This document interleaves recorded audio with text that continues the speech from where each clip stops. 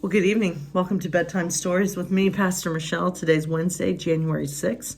And let's start with The Women Who Dared. So, this is a book that my mom got me for Christmas.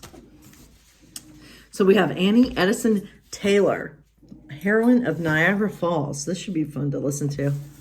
So, in 1901, in a small town of Bay City, Michigan, Annie Taylor was thinking about retiring. For years, she'd been giving dance and etiquette lessons to children, but as she got older, the students stopped coming.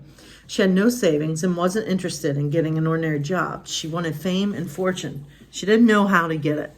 One evening, she was reading a newspaper article about how all the tourists flocking to see Niagara Falls.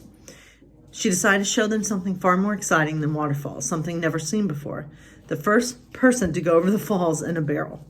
An ordinary pickle barrel wouldn't do, so Annie designed one herself. It was made of white oak and reinforced with iron bands. A blacksmith's anvil was set in the bottom to keep the barrel upright. She would grip metal handles and be secured with leather straps. She was ready to take the plunge, but wanted to make sure people were there to watch. For weeks, newspapers and posters advertised the fearless Mrs. Taylor and her daring, death-defying stunt.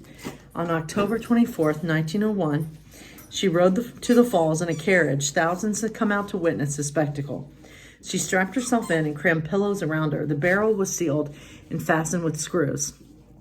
People gasped as the barrel tumbled and tossed its weight closer to the edge. The roaring of the falls drowned out the excited and terrifying roar of the crowd as Annie went over and down. At first, nothing could be seen in the swirling water. Then, Annie's barrel bobbed to the surface. It floated to the shore, and the workmen frantically sawed off the top of the barrel. Annie slowly crawled out. She was bruised and battered, but alive. The first thing she said was, "I prayed every second I was in the barrel, except for a few seconds after the fall, when I was unconscious."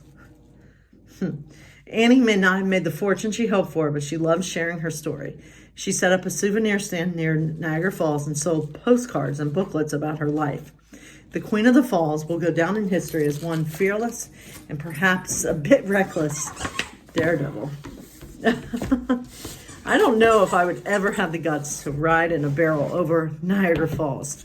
I heard a sermon about that story, and I can't remember the whole thing. It was about, are you willing to get in the barrel, metaphorically? What are you willing to risk? And I think it's a great story about this woman who dares to do something. You know, I don't know if I would ever dare to do that, but that's it's a brave thing. What do you want to be brave about? So our Disney story tonight is from The Lion King, and it's called A Day Without Pumbaa. Timon said, breakfast time. Timon was showing Simba how to catch some very sneaky bugs. Too bad Pumbaa had to miss out. I haven't seen him. Have you? Oh, there's a good one. Timon crouched behind a log and was about to pounce when, Pumbaa swooped out of the tree, swinging wildly on a vine. He crashed straight into Timon. Sorry, Timon, Pumbaa said. Sorry? It wasn't on purpose. You never do anything on purpose. You're a disaster. You couldn't catch a bug if it flew into your mouth. That's not true, Pumbaa protested. I'll prove it. The clumsy warthog lunged for a grub, only to fall headfirst into a puddle. Mud splattered Simba and Timon from head to toe. That's it. I've had it. Pumbaa hung his head. It would be better if I just left. And with that, he plodded back into the jungle. Just then, Simba saw lightning. He looked up at the threatening clouds. Timon, we can't let him go. But Timon was too mad at his friend to worry about him. He went back to bug hunting. The storm came and went, and then so he did. So did lunchtime, but still no Pumbaa. You shouldn't have been so hard on him, Simba said. I wonder if he's okay. He's fine. Besides, he's walked down on us, remember? Just then, the friends heard a rustling sound coming from the riverbank. Wham! Pumbaa tumbled out of the jungle, knocking into Timon and Simba. They all crashed. Pumbaa had brought bugs for his friends, but they went flying into the air. I'm back, so we see, mumbled Timon. Embarrassed, Pumbaa stood up. I came back to say I missed you, but now look what I've done. I'm the worst friend ever. Now wait a minute. That's not true. You're a wonderful friend. Welcome back. We even missed your disasters, Timon said. And Pumbaa smiled. God bless you all.